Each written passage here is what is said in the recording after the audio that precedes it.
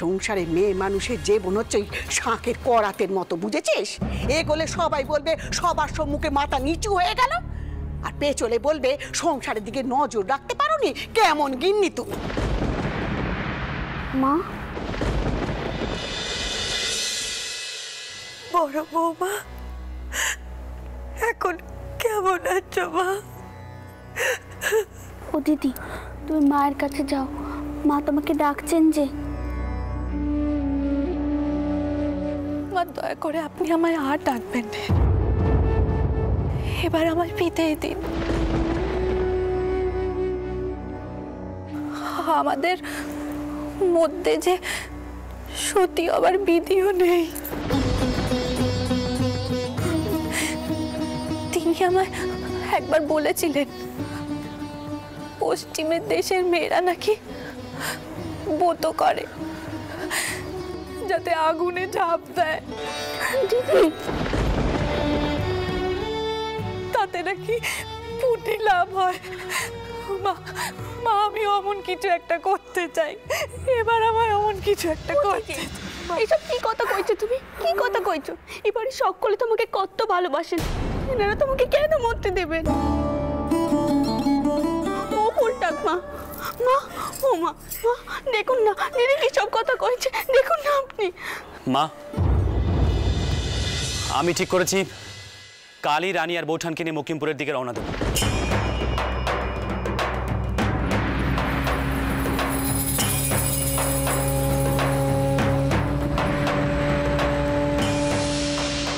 চন্দর, না ঠাকুরপো, বৌঠান, আপনি দয়া করে এই বিষয়ে কোনো কথা বলতে আসবেন না। এতকাল আপনাকে আমি মায়ের আসনে রেখেছি, তাই তো? তাহলে আপনার এই ঠাকুরপো আপনার বিষয়ে যে সিদ্ধান্ত নেবে সেই সিদ্ধান্ত আপনি চুপচাপ মেনে নেবেন, এতটুকু জোর তো আমার আছে বৌঠান। তা কি করে হয় চন্দর? দিদমা, আমি বাবা মশাইকেও সব জানাবো। সমাজের কোন কোন পণ্ডিতের কি কি বিধান চান বলুন, আমি সকলের বিধান নেব, কিন্তু বৌঠানকে এ বাড়িতে আমি একা থাকতে দেব না।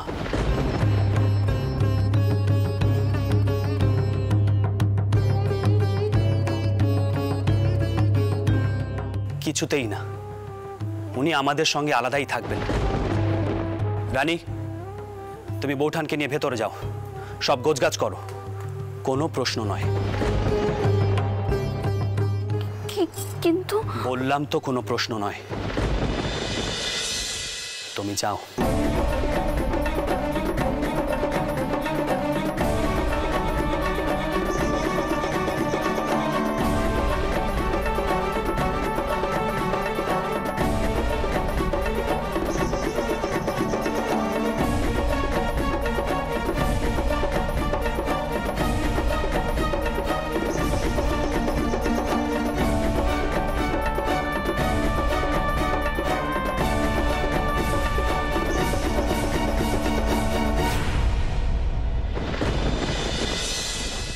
মায়া, এসব আমি কি শুনছি? হ্যাঁ, বড় বৌমাকে কারা নাকি ধরে নিয়ে যাচ্ছিল? কি হয়েছে? আপনি চন্দরকে আটকান, চন্দরকে আটকান। আপনার পায়ে পড়ি আমি, ওই তো একমাত্র আছে আমার বেটা। চন্দর ছাড়া তো আমার কেউ নেই। আর চন্দর পর হয়ে যাচ্ছে, আপনি চন্দরকে যেতে দেবেন না, চন্দরকে কিছুতেই যেতে দেবেন না। আমি আর কিচ্ছু চাইব না আপনার কাছে, কোনোদিন কখনো কিচ্ছু চাইব না। আপনি শুধু চন্দরকে কোথাও যেতে দেবেন না।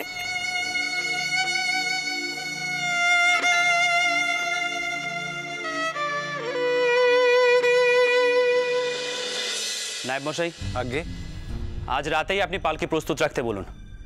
কাল কাক ভোরেই আমি মকিমপুর বের হব। আর হ্যাঁ, মকিমপুরের আশেপাশের সব মহল আমি পরিদর্শন করব, আপনি সেই রকম আয়োজন করুন। ছোট কর্তা, কদিনের ব্যবস্থা করব? বরাবরের মতো। নায়েব মশাই, আমি স্থির করেছি এখন থেকে আমি সেখানেই থাকব। আর হ্যাঁ নায়েব মশাই, সঙ্গে শুধু আপনাদের ছোট বৌরানী নয়, আমার বৌঠানও থাকবে। আপনি সেই রকমেরই আয়োজন করুন। আপনারা তিনজন এখন থেকে মকিমপুরেই থাকবেন? আপনার কোনো আপত্তি আছে? আমার আপত্তি আছে। মিত্তির, আমি না বলা পর্যন্ত কেউ কোথাও যাবে না।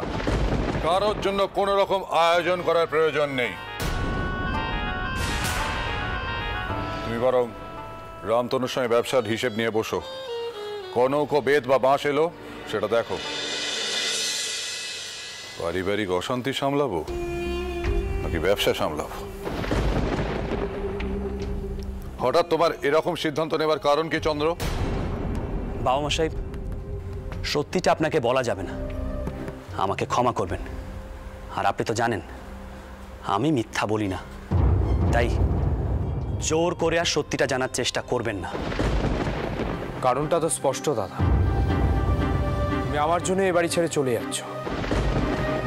জ্যাঠামশাই,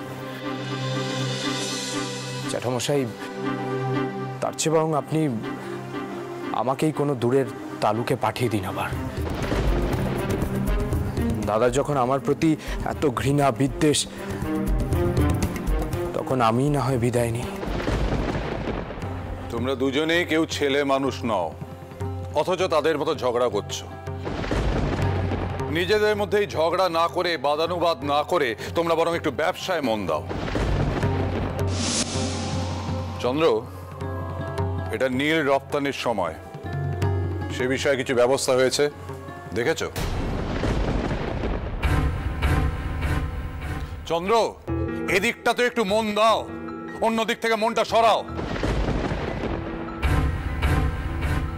বোনার্ড সাহেবের সঙ্গে দেখা করো। শুনলুম ইংল্যান্ডে নাকি নীলের চাহিদা খুব বেড়েছে। আগে বাজার ধরতে হলে আমাদেরকে উৎপাদন বাড়াতে হবে। অবশ্যই জ্যাঠামশাই, শুনছিলাম জায়গায় জায়গায় নাকি চাষিরা নীল চাষ করতে চাইছে না। মালদহ মুর্শিদাবাদ অঞ্চলের বেশ কিছু গ্রামের চাষিরা একযোগে নীল চাষ বর্জন করেছে। আমার কাছেও কানাঘুষ হয়ে এমন একটা সংবাদ এসে পৌঁছেছে। চাষাদের বুদ্ধি দেখুন জ্যাঠামশাই, বেশি মুনাফায় নীল চাষ না করে রবি শস্য বুনতে চায়। সাহেবদের উচিত জোর করে ঘাট ধরে নীল চাষ করানো। অভয়, যারা গায়ে গতরে খেটে চাষ করবে তাদের মতামতের কোনো মূল্য নেই। জোর করে তাদের ঘাড়ের উপরে জলটা তুলে দিতে হবে। জোর বেশি, তাই সব সময় নিপীড়ন করতে হবে। এটাই তো সমাজের নিয়ম দাদা, জোর যার বিজয় লক্ষ্মী তার।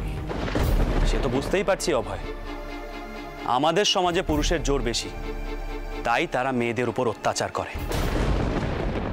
সাহেব আর জমিদারদেরও ক্ষমতা বেশি, তাই তারা চাষিদেরকে নীল চাষে বাধ্য করছে। ভুল করছো, ভুল করছো চন্দ্র। বাঘ আর হরিণের মধ্যে বন্ধুত্ব হলে এই দুনিয়া চলে না। তুমি নীল চাষিদের কথা ভাবছো, তাই তো? বেশ ভালো কথা, কিন্তু ভুলে যেও না ওই নীল থেকেই আমরাও কিন্তু মুনাফা করছি। দুঃখের বিষয় কি জানেন বাবা মশাই, আমাদের সমাজেও পুরুষ এবং মহিলাদের সম্পর্কটাও ওই বাঘ এবং হরিণের মতো হয়ে উঠেছে। তুর্কির আসার পর থেকে মেয়েদের পর্দার পেছনে ঠেলে দেওয়া হলো, তাতে কি লাভ হলো বলতে পারেন? কোন মঙ্গল হলো এই সমাজের? দেখো, এসব সামাজিক নিয়ম নীতি তার ভুল ত্রুটি নিয়ে আলোচনা করার অনেক সময় পরে পাওয়া যাবে। আপাতত তুমি ওই নীল রপ্তানির বিষয়টা দেখো। সেই ভালো, এখন আর এসব কথার কোনো প্রয়োজন নেই। কাল সকালে আমি রানী এবং বৌঠানকে নিয়ে মকিমপুরে রওনা হতে চাই। সেখানে যে নীল চাষ হয় আমি না হয় সেদিকটাই দেখব। হঠাৎ বড় বৌমাকে তুমি সঙ্গে নিয়ে যেতে চাইছো কেন? বাবা সাহেব, বৌঠান এই সংসারে থাকতে চান না। তিনি আমার মায়ের মতো, আমি তাকে একা রেখে যেতে চাই না। অনুরোধ করছি বাবা মশাই, আপনি নায়েব মশাইকে বলুন আমাদের তিনজনের যাওয়ার আয়োজন করতে।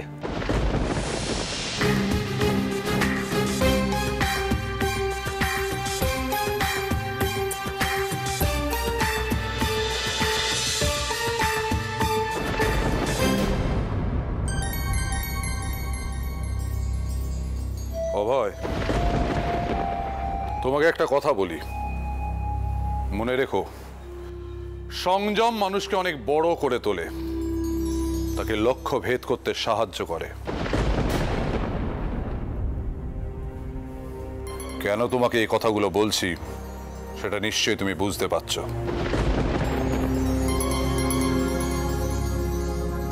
মিত্তির,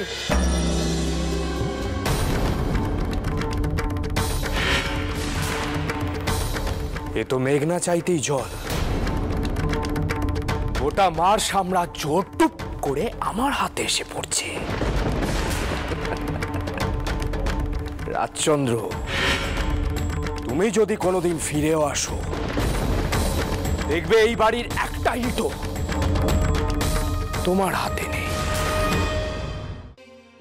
দেখো তো দিদি, আর কিছু নাগবে কিনা। আগে তো তুমি ওনার সব কিছু গুছিয়ে দিতে, তুমি তো ভালো বলতে পারবে কি নাগবে না কি নাগবে নি। এখন তো তুই সবটা শিখে গেছিস বউ, আমার আর দেখার প্রয়োজন নেই। তা বললে হয়? তোমার প্রয়োজন কোনো দিনও পুরোবে না। রানী, রানী, সবকিছু ঠিক মতো গুছিয়ে নিয়েছো তো? বোঠান, আজ রাতে না হয় আপনি এখানে রানীর সঙ্গে থাকুন, আমি বরং অন্য কোথাও শুচ্ছি। আমায় আর কেই বা কি করবে ভাই, আর করলেই বা কি? এই পরাণের অত দাম নয়। ও দিদি, তুমি আবার ওসব কথা কইছো? তুমি জানো না এইসব কথা বললে উনি কত কষ্ট পান, তবুও বলছো? সারাটা জীবন আমায় শুনতে হবে রে। এই ঘর আমি ভেঙেছি, এই বংশের এক বেটাকে আমি খেয়েছি, আর এক বেটাকে সংসার থেকে নিয়ে গেলুম। এই কলঙ্ক মাথায় নিয়ে তুই আমায় বাঁচতে বলছিস বউ? বোঠান, বোঠান, আপনাকে না কতবার বলেছি এমন কথা আপনি কখনো বলবেন না। আপনার মতো করে দেশের মেয়েরা ভাবে বলেই আজ মেয়েদের এমন দুর্দশা, এত কষ্ট।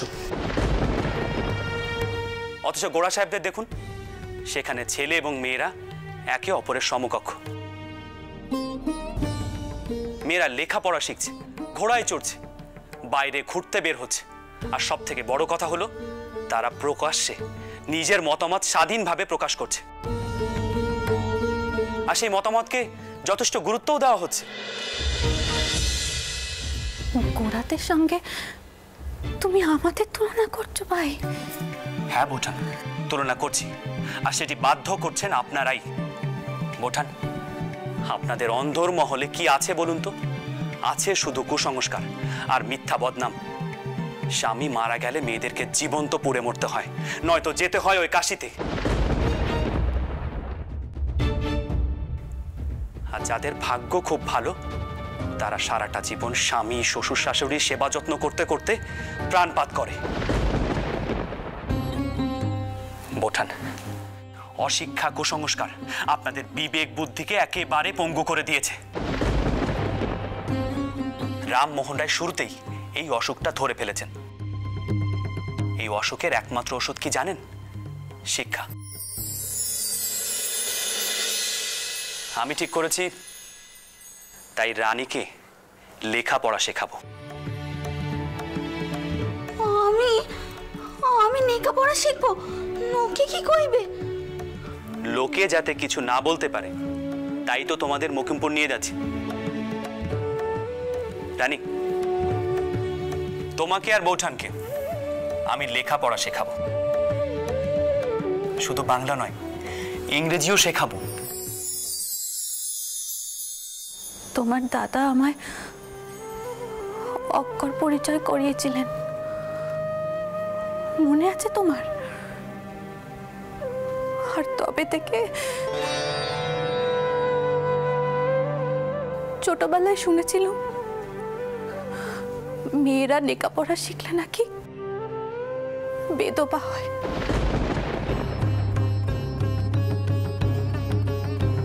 তখন মানিনি, কিন্তু তারপরে বুঝলাম কথাটা কত কানে সত্যি। না না না, আমার তবে লেখাপড়া শিখে কোনো কাজ নেই। আমি আপনার দুটি পার পড়ি, আমাকে লেখাপড়া শেখার কথা কইবেন না। বোঠান, কেন নিজের মনের মধ্যে এইভাবে কুসংস্কার পুষে রাখছেন? এগুলো আপনাদের ভুল। আপনি জানেন বোঠান, প্রাচীন কাল থেকে আমাদের দেশে অনেক মহীয়সী নারী জন্মগ্রহণ করেছেন। তারা কিন্তু শিক্ষা এবং বুদ্ধিতে পুরুষের সমকক্ষই ছিলেন, কিন্তু তাদের স্বামী কিন্তু অকালে মারা যায়নি। বোঠান, আপনি খনার নাম শুনেছেন? কিংবা যাজ্ঞে সে কথা। বোঠান, আমি প্রমাণ করে দিতে চাই, মেয়েরা লেখাপড়া শিখে শিক্ষিত হলে তাদের স্বামী সুস্থ শরীরে জীবিত থাকতে পারে, আর সেটি আমি রানীকে দিয়েই প্রমাণ করে দিতে চাই। ও দিদি,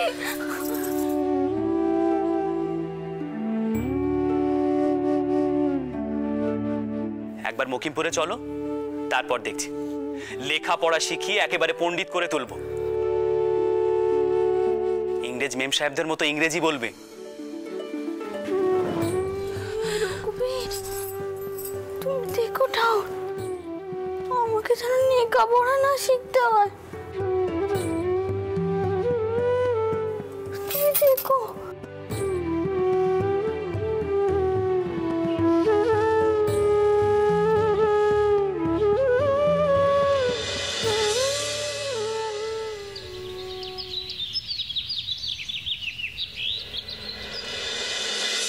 অভয়, অভয়,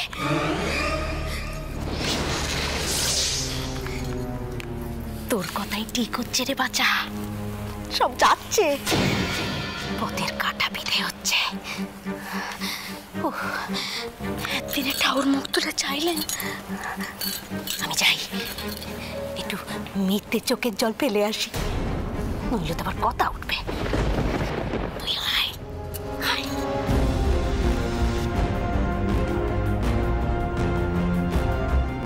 এই, এটা পাস না? হ্যাঁ, মেয়ে মানুষের মতো গা টিপছে, চল লাগা।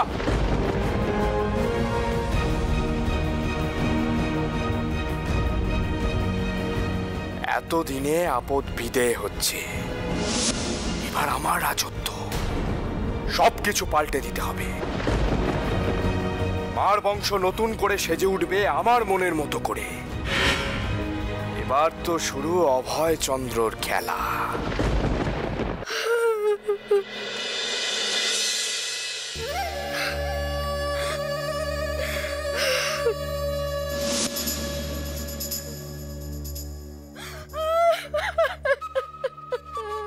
কি ছোট করিমা, আপনি কাঁদছেন কেন? কেন কাঁদছিস সেটা আবার শুধুচ্ছিস চন্দর? ওরে ওরে, আমার মনের ভেতরটা যে কি উতাল পাতাল করছে, তোকে আমি কি করে বুঝাই? কিছু মনে করিস নে। ওরে, যে আঙুলে কাটুক না কেন, ব্যথা তো হবেই বাচ্চা। করিমা, আপনি এইভাবে কাঁদবেন না। যা হওয়ার তা তো ভালোই হলো। আর তাছাড়া আমি তো আর আপনাদের মতো করে চিন্তা করি না। অভয় সমাজের দস্তুর মেনে চলে, আমি তো আর সমাজের দস্তুর মেনে চলি না।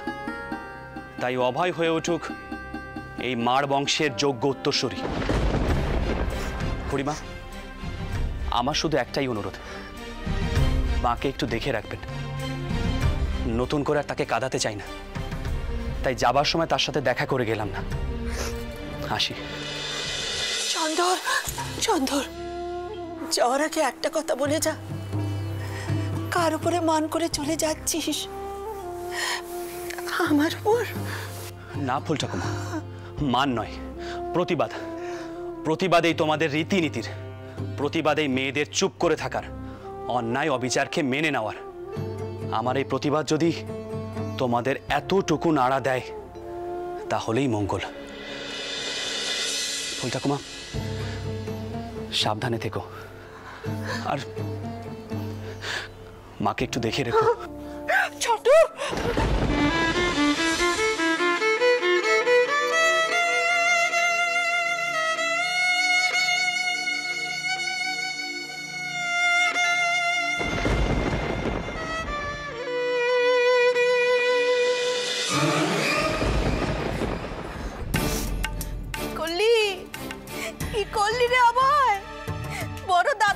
ধরে রাখতে পারলি না? কিছু মনে করবেন না পিসমা, সংসারে আগুনটা কিন্তু জ্বালালো ওই বড় বউ, আর তার দোষর হচ্ছে ছোট বউ শরীর সাক্ষী মাতাল। আচ্ছা আচ্ছা, ও তো চন্দরকে বাধা দিতে পারতো, ও দিব্যি মেনে নিল সঞ্জনের সংসার ত্যাগটা। আসলে আসলে বরের সাথে ভিন্ন থাকতে চায়।